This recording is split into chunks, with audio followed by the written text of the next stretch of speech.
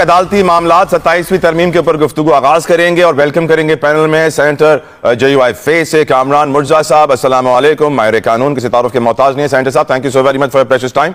ये बताइए सर, आज हम देख रहे हैं कि अदालतों के अंदर ऑनरेबल जजेस के हवाले से जो कमेंट्स आ रहे हैं, specially if you talk about Mohsin Akhtar Kiyani, तो मोहसिन अख्तर कियानी साहब कहते हैं कि मैं कोई अब ऐसा वैसा तौहीन अदालत का एक्शन नहीं लूंगा जिस तरह बाबर सत्तार ने लिया था और वक्त दे दूं, मैं सीधा हथकड़ियां लगवाऊंगा। और ये भी कहा है कि सर कि करप्ट लोग जो होते हैं उनको सजाएं होती हैं, वापस ओहदों पे आ जाते हैं। पटवार सर्कल्स में प्राइवेट अशखास के सरकारी काम करने के खिलाफ केस की समाअत थी और इसके अंदर कहा गया कि जिस डिप्टी कमिश्नर को इस अदालत ने सजा दी हुई होती है उसे सदर साहब मेडल्स देते हैं। साथ ही साथ आज एक और केस भी था इमरान खान को जिन्होंने सजा दी थी 190 मिलियन पाउंड केस के अंदर।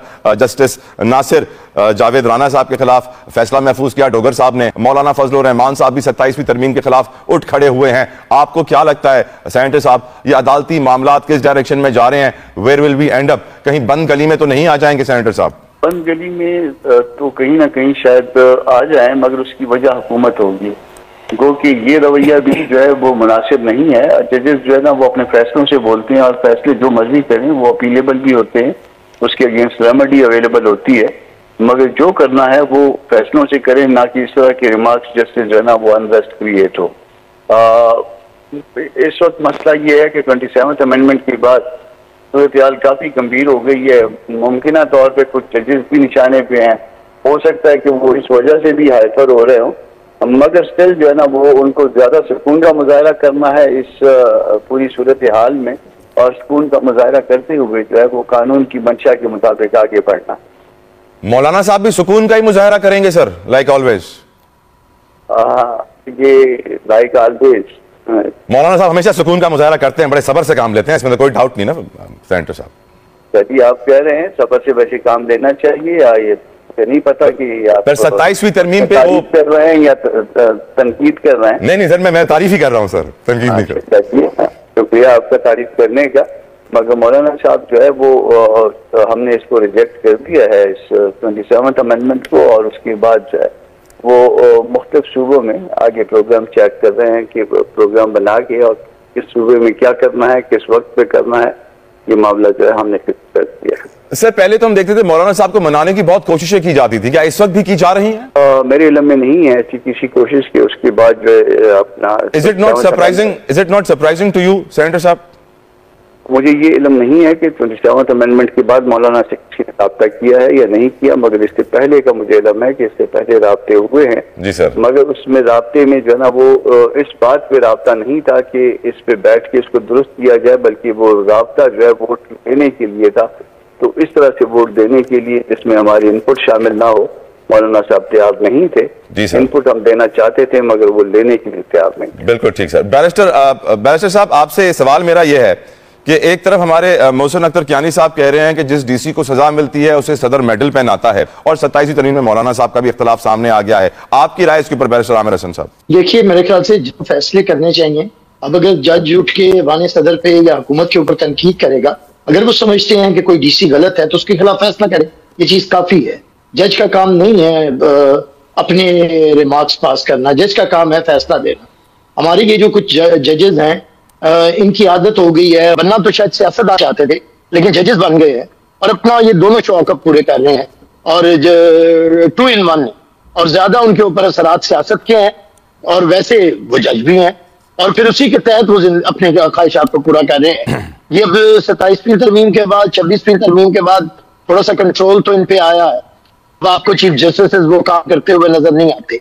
अब ये चंद जजेस हैं जिनके अंदर की सियासत अभी कंट्रोल नहीं हो पा रही है, तो अब या तो उन्हें घर जाना पड़ेगा या जज बनना पड़ेगा। अगर सियासतदान बनना है तो रिजाइन करें, आइए सियासत के मैदान में पॉलिटिकल पार्टी बना लें, इफ्तिखार चौधरी की तरह या बहुत से जजेस की तरह पॉलिटिकल पार्टी ज्वाइन कर लें। और सर अगर फैसलों पे अमल ही ना हो तो जज बेचारा क्या करे? 2004 में सुप्रीम कोर्ट ने बोला कि इस जज को फारिग करो, इसके खिलाफ कार्रवाई करो, वो तो काम कर रहा है। तो फैसलों पे अमल नहीं होता तो बेचारे फिर ऐसे रिमार्क्स देकर अपना दिल बहलाएंगे ना सर? नहीं, जज फैसले दे देना, लाखों केसेस पेंडिंग है, रिमार्क्स ना दें। रिमार्क्स के अंदर आपने देखा होगा तो लाइव बीट है, जजेस ज्यादातर अपनी बात सुनाने के लिए बहुत सा वक्त जाया कर देते हैं।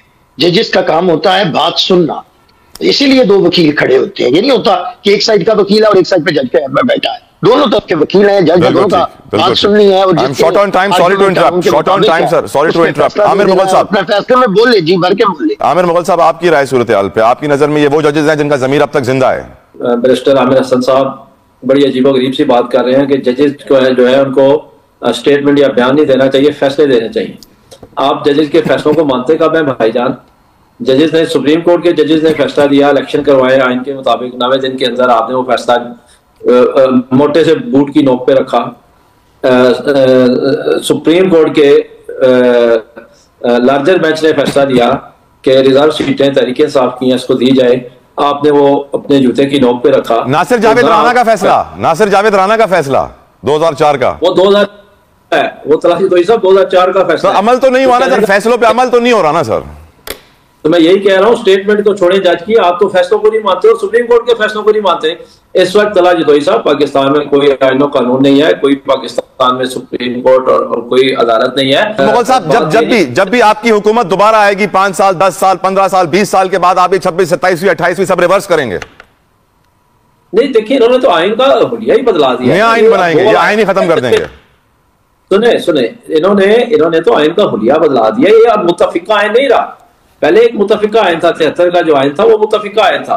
अब ये मुत्तफिका आइन नहीं रहा, इस पे जोर जबरदस्ती से, जाली मैंडेट से, बंदूक की नोक पे, डंडे के जोर पे इसमें 26वीं और 27वीं तरमीम की गई है। अब ये अवाम का नुमाइंदा कॉन्स्टिट्यूशन नहीं है, इसमें अदालतें अदालतें जो है उनको कंप्रोमाइज कर लिया गया है, अदालतों को पता कर लिया गया है। परवेज साहब की तरफ जाना है मुझे, परवेज साहब की तरफ जाना है। जल्दी से नहीं बढ़, वो आप सबका जवाब देना चाह रहे होंगे, परवेज साहब की तरफ मुझे बढ़ने दें अगर आपकी इजाजत हो। आमिर साहब, परवेज साहब वो आप कह रहे हैं आमिर साहब के अब ये मुत्तफिक का आइन नहीं रहा है, अब दूसरा आइन आएगा, शायद नया आइन बनेगा 20, 35 या 40 का, और आपकी नजर में अदालतों का हाल क्यों फैसलों पर अमल नहीं हो रहा? मौलाना फजलुर रहमान साहब की मुखालफत 27वीं आईनी तरमीम की कितना बड़ा चैलेंज है आपकी हुकूमत के लिए? सबसे पहले तो यह है कि जब आमिर साहब की अगर पार्टी की हुकूमत आए और उनके पास 2/3 अक्सरियत हो तो वो बिल्कुल आइन तब्दील कर सकते हैं।